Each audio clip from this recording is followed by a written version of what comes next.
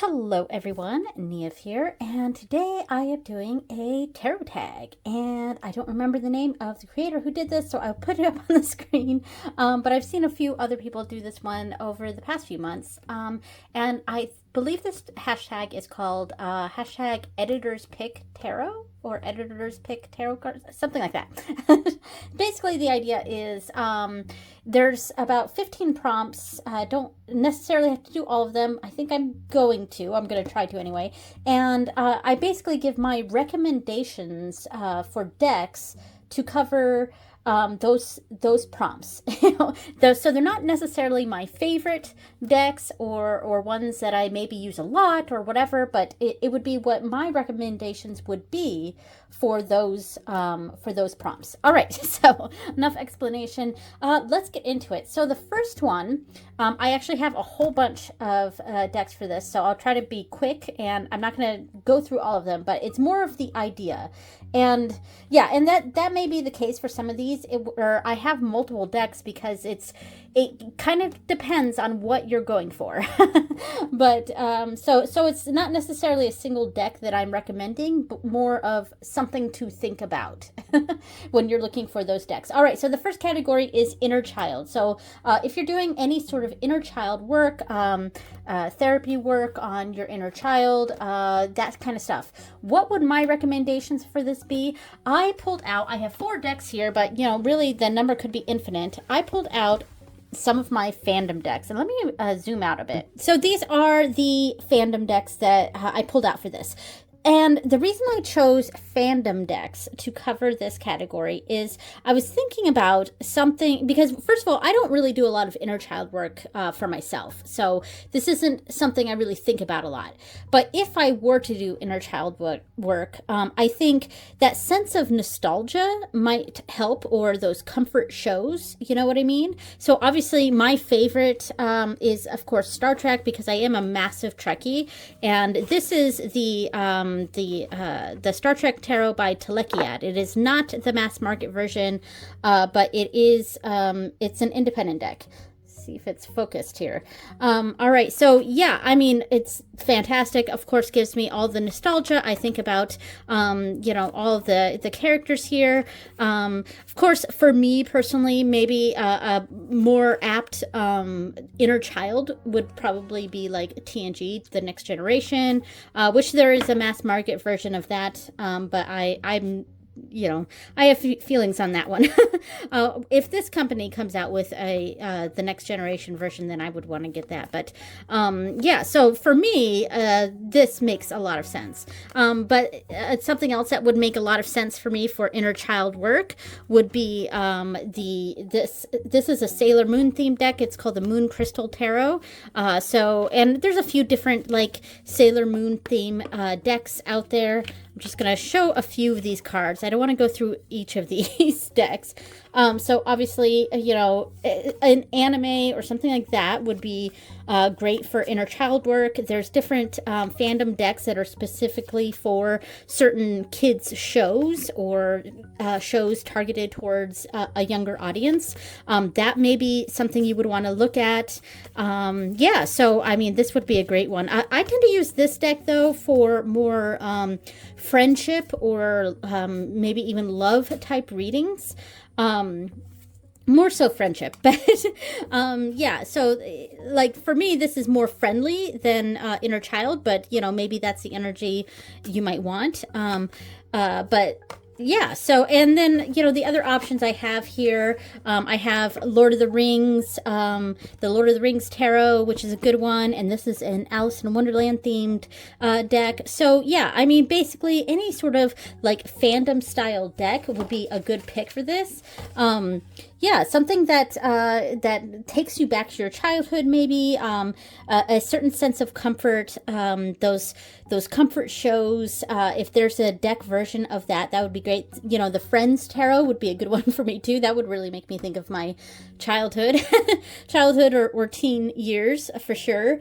Something like that. Maybe the Golden Girls Tarot, something like that. So yeah, that's my pick for the inner child. So the next category is shadow work, and this is also something that I don't really participate in, I guess, a lot, or call it that. So I went with my personal therapy deck for this prompt. However, it may not be yours, you know. So this is a really personal choice. But for this, it is the Anna K. The Anna K is my personal therapy deck, I guess. It is the deck that I use for only myself. So what I like about the Anna K is that it's big, bold colors. And because of that, I don't know, it draws my eyes in certain ways. Like if I have a spread layout here, you know, I might connect these yellows in here. And maybe some of the blues I would connect to something. Yeah, so I would find connections with the colors and find some sort of meaning in these, in this sort of reading. This is just a sample sort of layout here.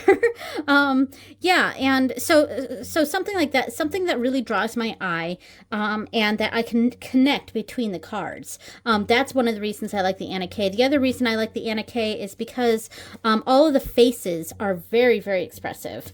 So people kind of have mixed feelings about this deck because, you know, the art is a little bit odd, and the people in it are a little bit misshapen, but I kind of like them because they're a little bit hobbity looking.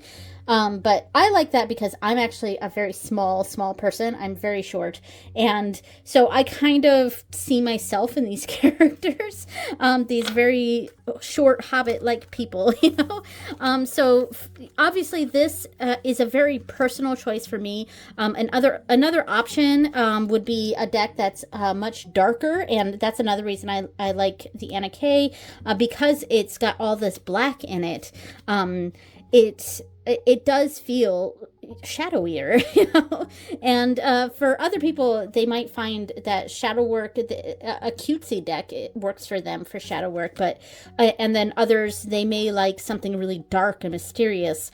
It strikes a nice little balance there, and this world is sort of, it's separated from our real world. It does feel sort of fantasy-like, maybe not quite medieval. There's not really a time period for this. It's kind of just like a general sort of fantasy theme world going on. So because of that, it does sort of feel a little bit separated from our world.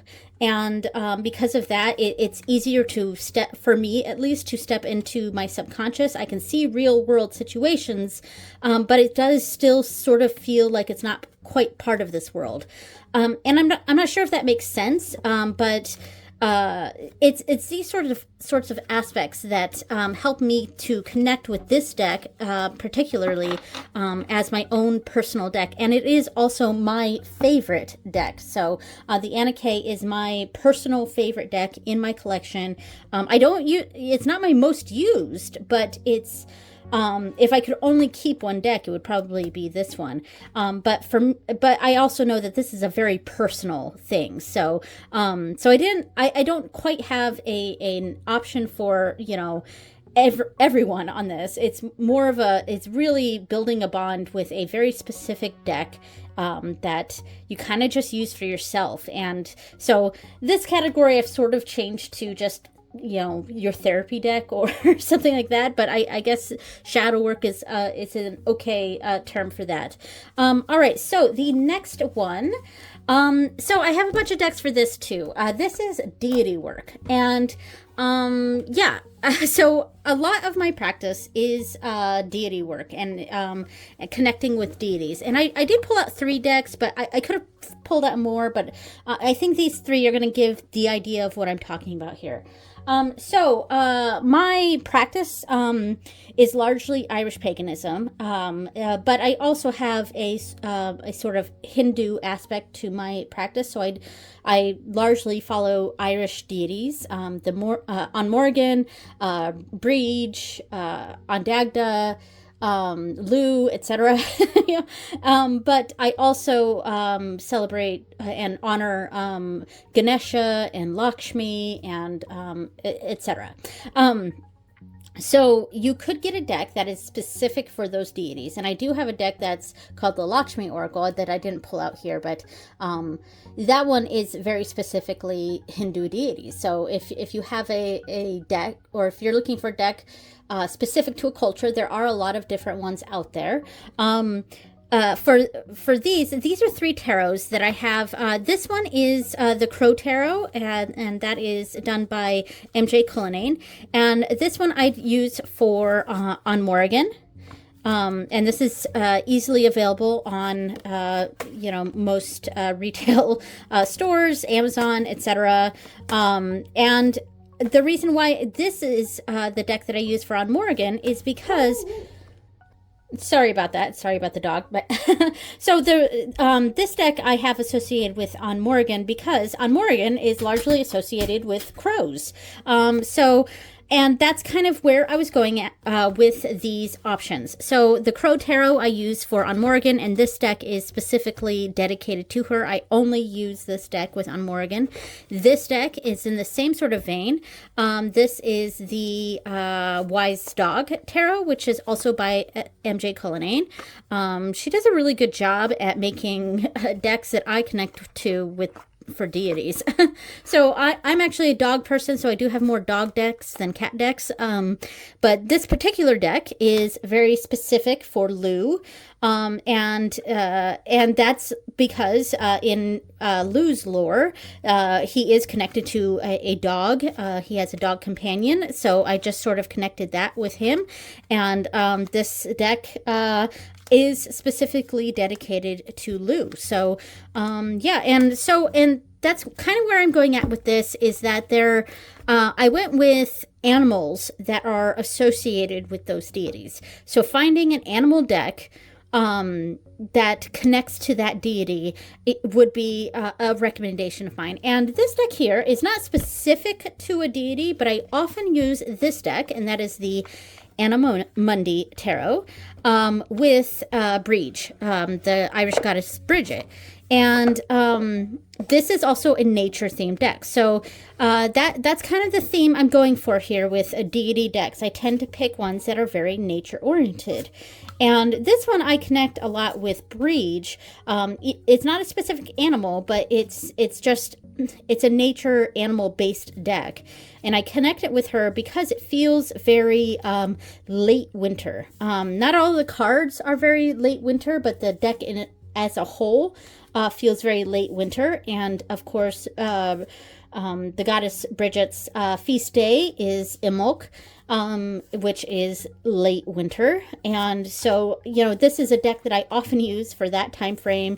A lot of times I'll do full moon readings with Brige, and this is obviously a deck that I really enjoy using for the full moon.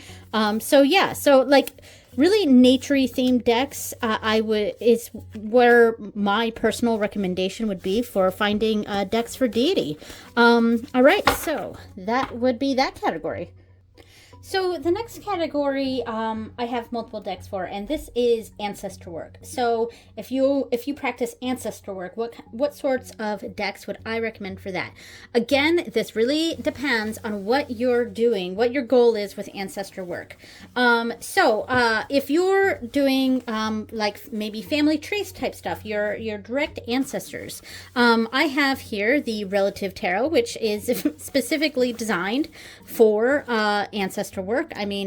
And work with relatives. It's got these old photographs mixed with tarot imagery, and it's a great deck. There's a lot of life number stuff involved with this deck, and in fact, the book that goes with it pretty much only discusses the life path stuff, which is not my thing. That's actually the only aspect of this deck I don't like, but for other people, it might be their thing. And I have actually personally found it a little bit difficult to get into this when it's got these life path numbers on here, because I just don't care about the life path numbers. I just want the imagery with the name of the card, you know. So, but like if life path numbers are your sort of thing, then absolutely, and that can definitely be connected to Ancestor Work as well.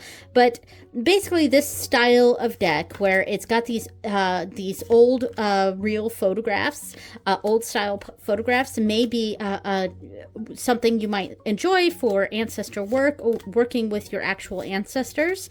So another deck I have pulled out is a kind of the same thing, like kind of Ancestor Work, but it's more ancient, I guess, and more your own. It's more past life stuff, and that is the Cosmovisions Tarot / Oracle. Yeah, so this is like, it's technically an oracle, but it has a tarot structure to it, and there's 78 cards. And I have the mini version in a tin, so there are larger versions, and still available. It's an independent deck by James R. Eads. So this deck is very interesting because it connects to more past life, which I put in the same sort of category as Ancestor Work. So this is fabulous for that. And the art is amazing, and you can kind of get lost in it. Even these tiny ones, I've gotten really used to the tiny size. At first, when I first got this, I thought maybe it was a little too small. So maybe you might be interested in the full size. But you know, I've gotten used to the small size of this, so for me, I don't even notice that it's tiny anymore. Yeah, and also this deck also connects to geomancy, which is something I'm going to bring up later on in a further down prompt. But I think this is a really good option for past life work that I do put in the same category as Ancestor Work. And then finally, the last thing I kind of wanted to show is the Memento Mori Ancestors and Advisors pack. So I have 3 expansion packs in this bag here. So they're all from the Memento Mori.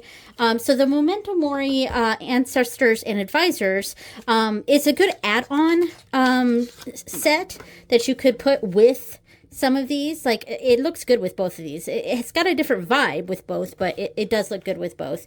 And I find these Memento Mori decks go with a lot. But I mean, they've got student, grandson, aunt, partner, father, son, daughter, niece, you know, just different family names for this, and that can stand in as significators. So it's just a nice little add-on deck. And this, I mean, I guess I should have checked if it's still available. It kind of goes in and out of availability. Yeah, so it might still be available. And if it is, I would recommend this one for sure. Or something similar, you know, something similar that acts as archetypes. An archetype deck would be good too. Archetypes or stand-ins for these ancestor beings. All right, so that is that category. So the next category is divination. So what kind of deck would I recommend for divination work? So this is something that's not on the psychological side of things, not the psychological side of tarot, but like we're talking fortune telling, we're talking divination, things like that. So really, any Lenormand deck would be what my pick would be. Here I have the Bitmoji Lenormand here, which is something I created myself. Both of these decks I created myself. Let me just get it out of this dang bag here. Here we go, a Lenormand style deck like this. So this is the Bitmoji, and it's something you can create yourself using your Bitmoji character. And if you don't know what that is, Bitmoji is like a, I don't know who created or what program created it, but they're easily you can easily find Bitmoji online and create a character. And so this is obviously me. This is my character. This was back when I had purple and blue hair, so that's why my character is purple and blue hair. And then using the different emojis basically that use your character for the different cards. So you know, this was tree, home, heart, fish, tower, etc. But yeah, so this is, so yeah, that is the Bitmoji. So with Lenormand, it's meant to be quick and to give quick answers. There's not a lot of wiggle room with it. There's not a lot of interpretation. It's more, straight up, it gives you the answer. And that is one of the fantastic things about Lenormand and really any other sort of cartomancy system. So I also have my other deck here that I created. Oh, and by the way, my Bitmoji has like myself and my husband in here. This is my husband to represent man and woman. So yeah, it's highly personalized. But yeah, so this other deck is one that I hand created myself, and there is a version of this on MakePlayingCards. But this is the actual deck that I hand created. Like I drew straight on these straight on this paper.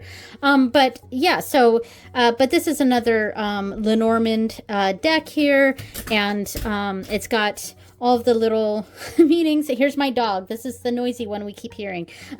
So, yeah, so I mean, this is a little bit larger than that one. And I do prefer smaller decks for this style of reading, the tableau style reading, which, by the way, I'm planning on doing a series on tableau style reading, and I might actually start that this month. I haven't decided yet, so, and I haven't decided how many videos I'm going to do and yada yada, but yeah, that's the idea. And so I do want to talk further about tableau style reading. But yeah, so again, this is a Lenormand style reading, a Lenormand here. So reading it in, this is a 6 card. So, I would past, present, future. And I look at the corners that also night with each other. That would be important. And if it's a 9 card, which tends to be my go-to, let me see, 9 card here.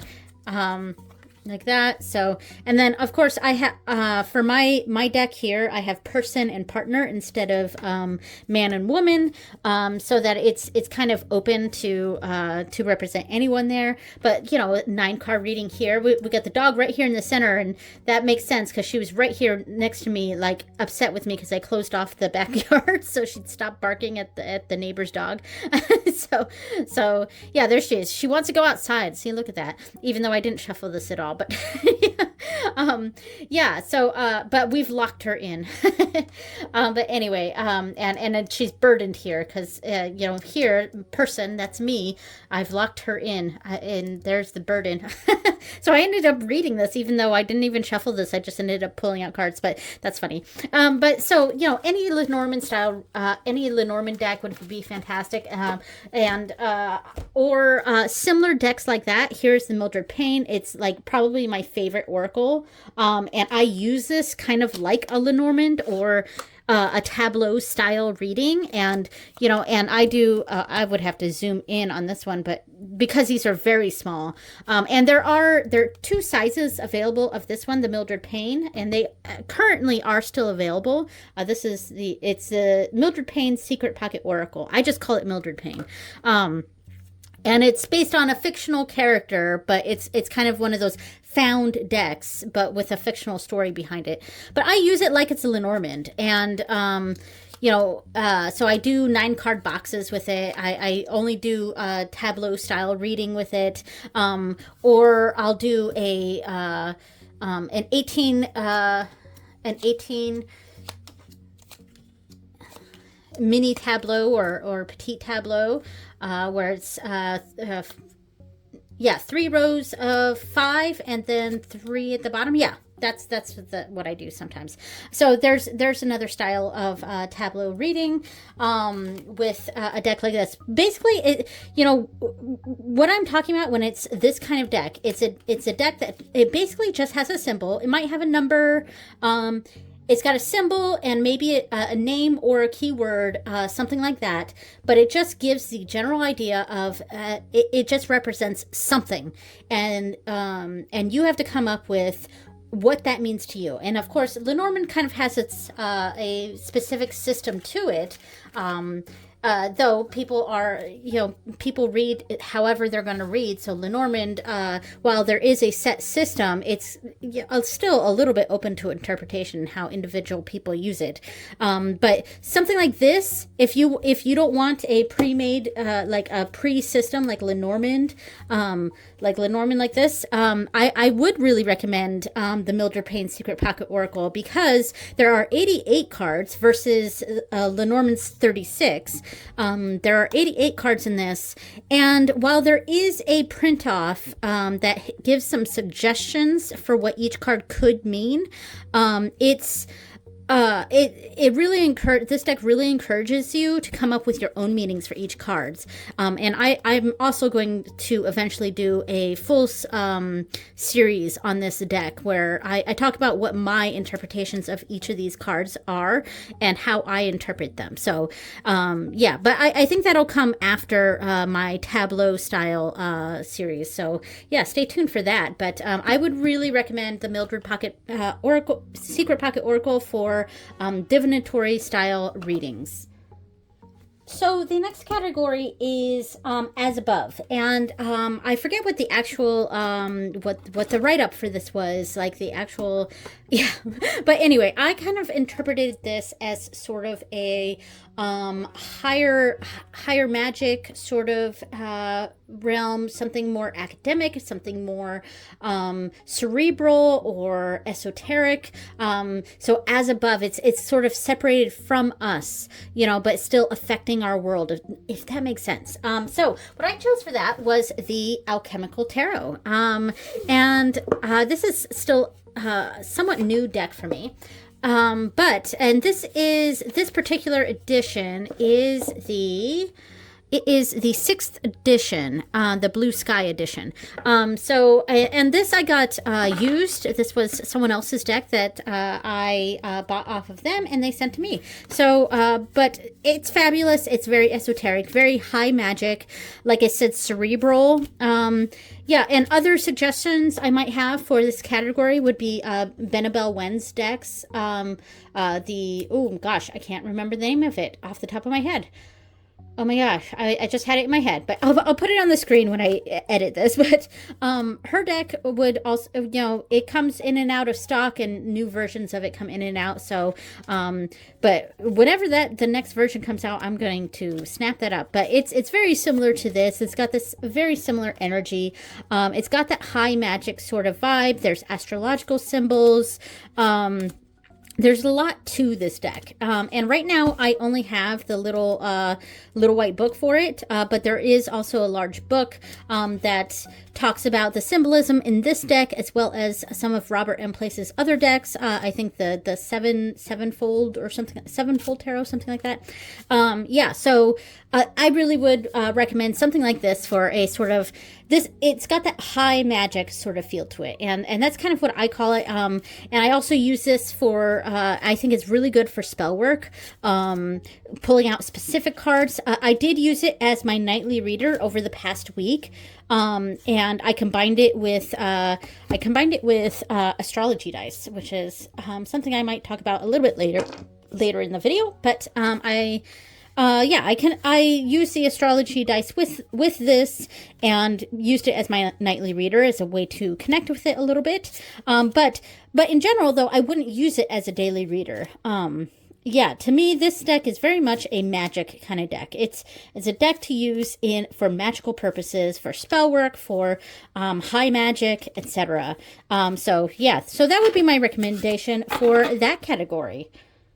So conversely, the next category is So Below. We had As Above, So Below. So Below to me is all about the real world. It's all about the mundane life. So I actually pulled out this, and this is not a cop-out, even though it is literally the So Below deck.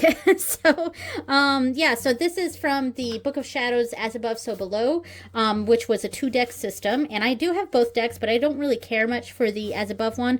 Other people love the As Above one, but I actually really love this So Below, especially this tower card is my favorite tower card. And it is out of focus, but let me see. There we go. Yeah, so my idea for this category, because it doesn't have to be this deck specifically, but the So Below category needs to be something, in my mind, that is real world. Like, this is the real world. Yes, there's a certain magical element to this. It's talking about, like, this deck is all about the everyday lives of people who are witchy or in the witch sort of occult, tarotist sort of community. So it's got a sort of witchy vibe to it. But it's everyday images, like it's everyday life. There's a little bit of magic going on in the background, but it's an everyday thing. We're not stepping into a medieval world here. Like, this woman here is sitting on her couch. This does not want to focus though, but sitting on the couches, there's a mailman in the backyard, and then we've got these candles here with the salamanders, which are the elementals that are associated with the fire suit here in this deck, the wands. So there is that little bit of magic there. So there's a little bit of magic in her life, but ultimately this is a very mundane situation going on right now. It's a Three of Wands. We got kind of maybe some news coming in. It's sort of that, like, we've got a plan set in motion. We've lit these candles. We're formulating a way to do our next step. And she's preparing for it. The Two of Wands is sort of, I feel like the Two of Wands is more of that ideas stuff. Like, we've got an idea in mind, and then the Three of Wands is the preparation to actually go out and do it. So right now it looks like she's resting, but there is a lot of stuff going on. So yeah. And here we have a person practicing yoga, so like it's everyday images. And I really love this deck for that. I love that it is everyday images. This is one of my favorite devil cards. It's just sweets, so, the temptations of all these desserts. And that is definitely, it has some devil vibes to it. So yeah, so this is my pick for that prompt. Basically any deck though that sort of has that modern imagery, just everyday images, real life, this woman, feet hurting right after potentially a date or something, or maybe because this is the Justice card, maybe she's a lawyer, she just got back from work, or is that sort of like, and doing the right thing, it can be painful, but there's a certain sense of satisfaction on her face. So yeah, in short, I love this deck, and that's kind of my pick for a So Below, is something real world. Okay, so the next category is a hug deck, and I went the food route. I went with the Gourmet Tarot. So I love the bag that I made for this, though. This is probably one of my favorite bags.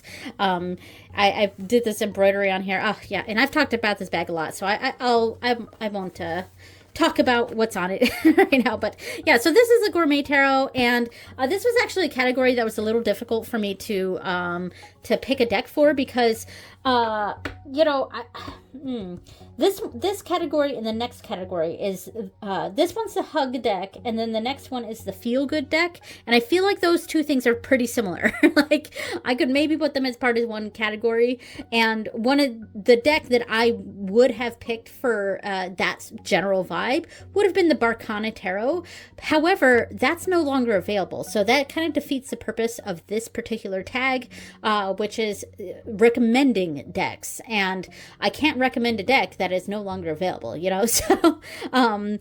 but the Gourmet Tarot, as far as I know, is still very available, and it's done by the Scribblers Company, which I think is just a company of people who, a grouping of people who do these, but of course I chose food, because food is comfortable, and food can be like a hug, and with anything, one can go overboard and over rely on these sorts of comforts. But for me, this, like, look at this, the Four of Cups for just that, cup of noodles. And Four of Cups is kind of that apathy sort of card, or not looking for, because this is a pretty cheap meal, right? A cup of noodles. So it's finding that being maybe a little too comfortable in what we've had going on, that you're like not quite interested in maybe better things out there, like this sushi, or whatever, the better things out there. And we're kind of stuck in our ways here with these comforting cup of noodles, and that's one way to read that card. But yeah, so I just in general find this deck very comforting, and personally it also sort of makes me think of my husband. My husband likes to cook, and he's the one who encouraged me to get this deck. So there's a personal connection I have with this deck as well, so that other people obviously would not have. But oh my gosh, look at this Two of Wands. It's so delicious. But yeah, it's in general, it's a very comforting deck. Even like the Five of Cups here, we still got 2 more bowls. It's fine. We've got a little less than we had, but it's fine, and it's still comfortable. And look at that delicious lobster. So yeah, I mean, and there's other food decks out there, so a hug deck it doesn't have to be food, but I guess this is what my pick would be for a hug deck. The hug deck in my collection would be the Gourmet Tarot. So there we go. That, of course, brings us to the Feelgood deck, which, again, I would normally pick the Barkana for this because it's just a very sweet deck. But I ended up, because that one's not available to purchase anymore, I went with the Capybara Tarot, which is still available, and it doesn't have to be this deck specifically, but this sort of feeling of a deck. Very cutesy, very gentle. Yeah, so it just in general, like, it's got pleasing images that make you smile. It's a feel-good deck. And oh gosh, and the edging on this is lovely. And this is done also by the same company. The Scribblist did the Gourmet Tarot, and also did the Capybara. And there's another Capybara Tarot out and available.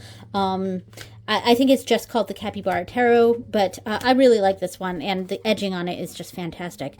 So and the cardstock is also really nice, and it's very shuffleable. It's in general just a very positive feel-good deck. Even the more negative cards are very positive. So the Devil card, So this is, I don't feel like this is a deck that I would use for any hard-hitting things. Like, even here, the Ten of Swords is not that bad, and he's laying on a bed of flowers. So, like, with a flower in his hand. So, like, there's something still very gentle about it, very peaceful. And here it is, the Death card. There's something still very peaceful and friendly about it that I feel like these cards are things that you just can't get mad at, So that would be my suggestion for a feel-good deck, is something that it's not confronting. You're not going to feel confronted when you come across it. It's just going to feel gentle. So that is the Capybara. So the next category is the most versatile, and I ended up going with my Morgan Greer for this one. And because I guess one way you could look at this category is decks that have multi-purposes, but I'm going with a simple tarot for this.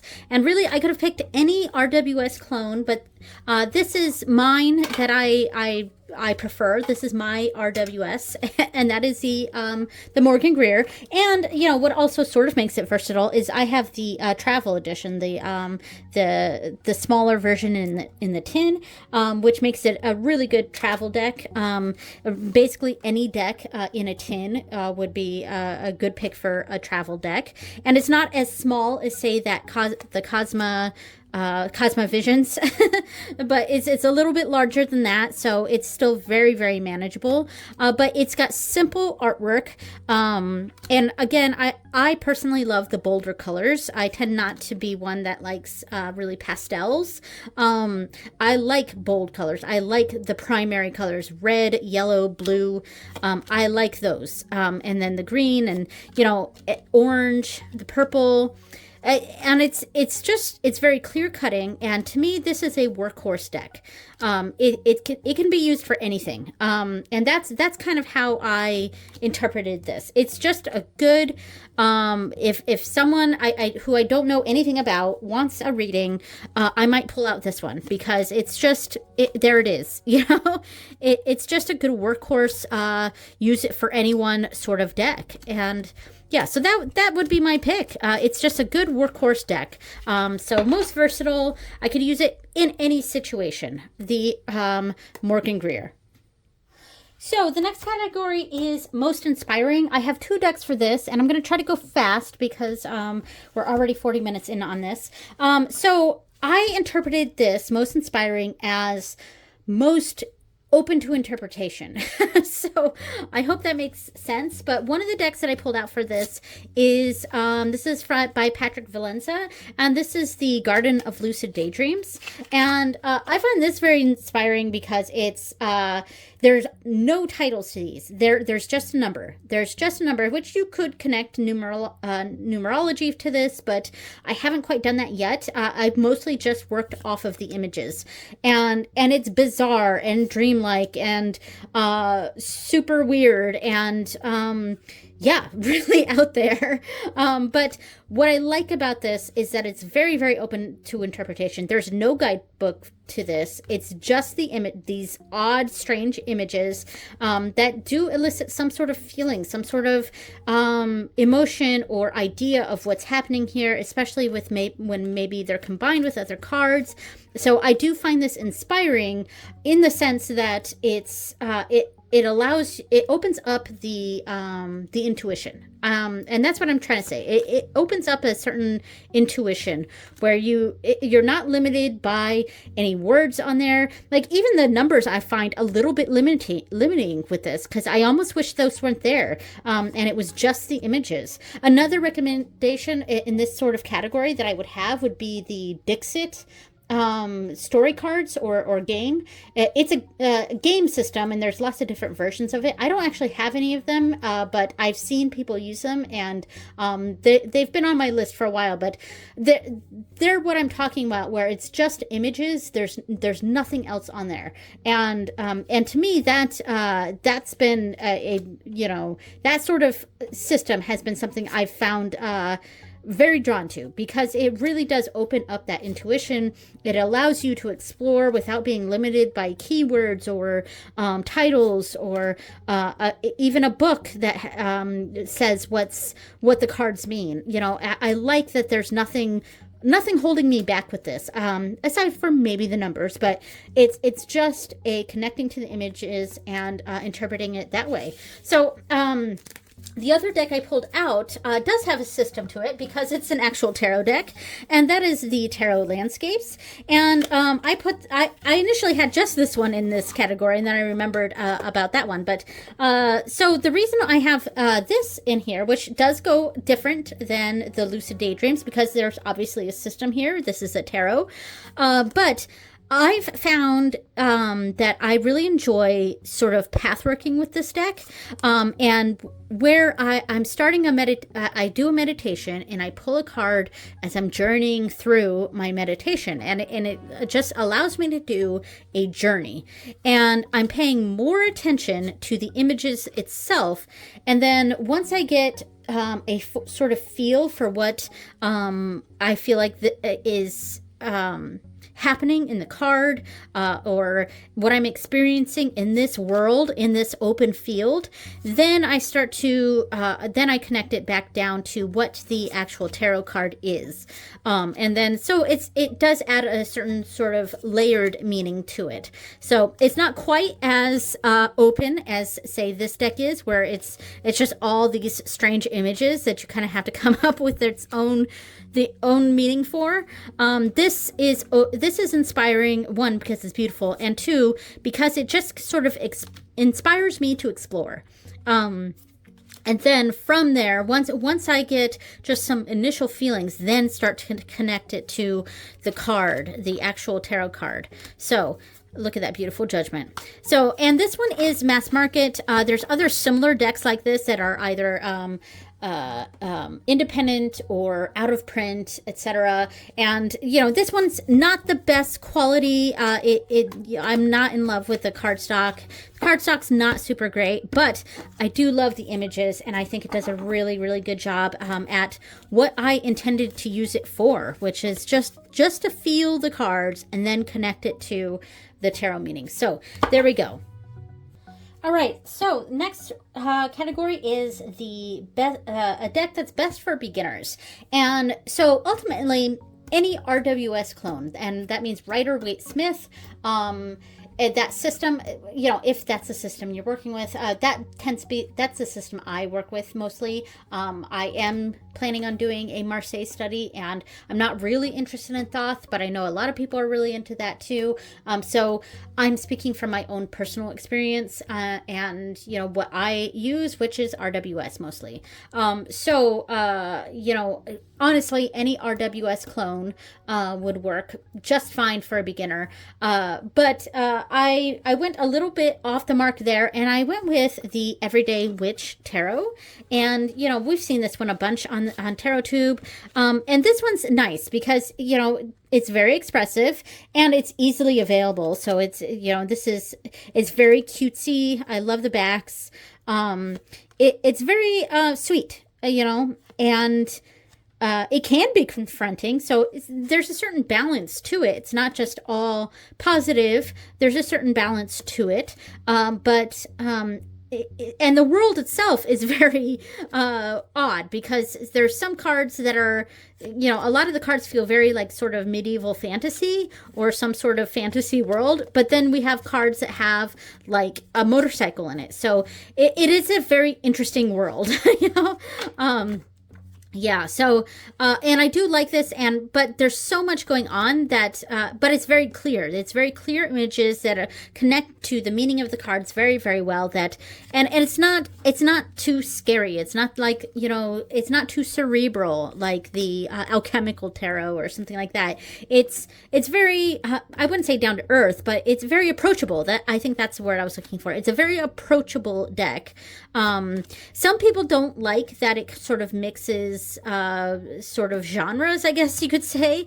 Like they don't love that there's, you know, most of this kind of medieval style, but then we've got cards that have, you know, balloons in it and wine glasses and stuff, or a motorcycle, or the practicing of yoga and this is a very modern setting here. You know, some people don't like that. I don't mind it. It kind of makes me think of the world of Xanth, the Xanth novels, which I sort of revisited recently because I used to love the Xanth novels, and then I realized, like, oh my god, that novel series is really misogynistic and problematic, and I had like it whoosh right over my head when I was a teenager reading those. But here's the motorcycle card.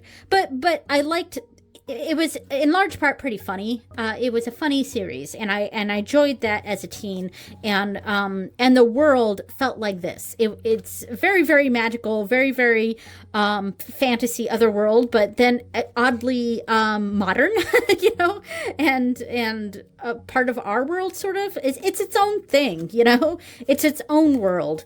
So yeah, but like I think this is pretty good for beginners. It's an approachable deck that does have clear ideas of what it could mean, and there's a fantastic book that goes along with it. So I would recommend this one for beginners for sure, especially maybe of the younger crowd, you know. So that's a good beginner deck.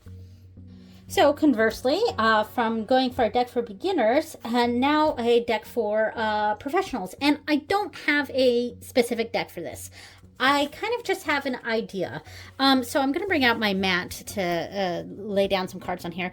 I pulled out one of my playing card decks, and this is just, these are just playing cards. But I'm kind of using this as an example because what I had for this prompt was for professionals a sort of combining of methods, and not necessarily combining decks, but maybe combining decks. But I pulled out a deck of playing cards to give the idea of like, so one of the ways that I use playing cards, or have started to use playing cards, playing card divination, is connecting it with geomancy. And I did mention before the Cosmovisions also connects with geomancy, so that would be using that deck in another layer. And decks, this category was all about, you know, how does a professional like layer meanings on decks, on cards, you know, for a reading for their clients. And so one of the ways that I use playing card divination is pulling for the four mothers in pulling for the four mothers in geomancy. So here's 1, 2, 3, and 4, you know. And so I have, and I can use just one deck with this, right? And now I have the four mothers, and I, you know, odd cards are 1 dot, I think, and even cards are 2 dots. Yes, in geomancy. And, you know, I'm not going to go into detail on geomancy, of course, but I'm kind of just talking about this as a way you can use any card system and sort of add layers onto it to get further interpretations. So I laid out the four mothers, and odd cards are 1 dot, even cards are 2 dots, and so we've got the 4 geomantic figures right here based on the cards, right? And that you can stop right there and just do a geomantic shield from there, you know, all the fancy stuff, which I'm trying not to go into detail here, but you know, going that route. And then once you get your answer from that, now start reading the cards. And each of these positions also means something. Like this means something, this means something, this means something, this means something. And then each of these cards means something. So there's another added layer to it. So I guess, you know, what I decided for, you know, what for professionals is just, you know, adding layers onto the decks you have. It doesn't matter the deck you have, and it could be just a simple playing card deck that you use here, and then add on the meanings on there. So that, you know, I don't want to talk too much on that because I don't want to get too confusing, but I hope what I'm saying kind of made sense. Like, you don't have to use a specific deck for this, but this is one of my main playing card divination decks, and it's just bear themed, yeah, but this is the deck I usually use for that, and it was just I got it at a lodge. so you know, and good thing with playing card decks is they tend to be pretty cheap, so you can just get a playing card deck. And there's so many different ways you can read playing cards, and playing cards doesn't have a specific set core meanings to it. It's kind of everyone sort of has their own little system, and some of it is based on traditions, etc. But ultimately, everyone kind of has their own sort of playing card divination method, and and that's one way where it's kind of for professionals, because you kind of have to figure out how to come up with what you think playing cards mean for you, and then from there you can layer it using different methods, and you can combine it with tarot, you combine it with Lenormand, etc. So combining methods and layering onto those methods is kind of where I was going for on how to use basically any card for professionals, but I kind of focused on playing cards with this. All right. So the next prompt I have is a deck with witchy vibes. I almost had nothing for this because I sort of think of all of these as witchy in their own ways. But I did, this came to me. So I picked out the DruidCraft Tarot, and yeah, I mean, this is pretty witchy. I guess it depends on what we mean by witchy, because I have other decks that have a completely different vibe that are very witchy. But like, this is also one of my earliest decks, I think, and I've trimmed this. This is an older version of this deck that I trimmed down. a bit rough cut, but it's fine. It used to have like quite large borders on there, but you know, I mean, it's got Cernunnos for the devil here. That is a pan-Celtic sort of deity. Yeah, I think I've sort of fallen a little bit out of favor with this deck, or I'm trying to approach it differently. But the art style is quite witchy, depending on what you mean by witchy. It's very like kind of old world Celtic, that sort of, yeah, old world Celtic vibe, and mostly Welsh though, because I mean they have I can't remember what card it's supposed to be, but they've got a Welsh word on there. So it's you know, it's kind of Welsh witchy. But yeah, so general Celtic witchy. So you know, this would be my suggestion, but ultimately I think I kind of think that almost any of these decks could really fit this vibe. I did recently get the Witch's Tarot, which I don't have pulled out right now, but that one's got a very witchy vibe to it. It's just a photography deck that you know, has a lot of nude or semi-nude women on there, or female presenting people. Actually, I think there might be one male presenting person in that deck. I'm not sure. But yeah, so I mean, that certainly has a witchy vibe to it, and I like it for certain things for that. So yeah, so I wasn't quite sure how to answer that, but I did end up picking the DruidCraft for that one. All right, so the final prompt, which I'm trying to hurry up because we're at an hour here, is astrology. And honestly, I'm going to make this nice and simple. I just went with some astrology decks and also some astrology dice. So this is the Star Codes Astro Oracle that's easily available, mass market. This is the bag I made for it, which I don't think I've actually showed on my channel yet. That'll be in the next latest bags video. Yeah, so Star Codes is really nice. There's a nice meaty guidebook here, and there's also an add-on book that I have, which is great.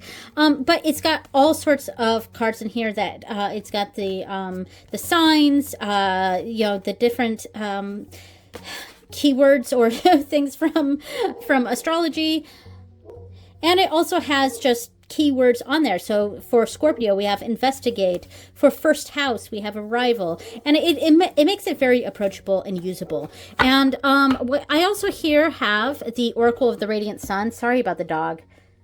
Oracle of the Radiant Sun is a little bit more, I guess, cerebral, a little bit more, it's got that same sort of like Alchemical Tarot vibe to it.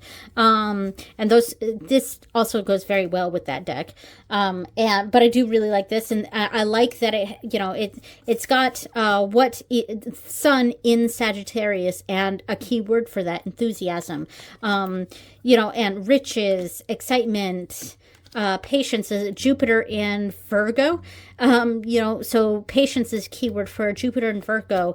Yeah, it's got classical planets, you know, and the signs that they're in, and then a keyword for each one, and then the artwork on it connects to that in a certain way, and I quite like it. Yeah, this is probably one of my top astrology decks.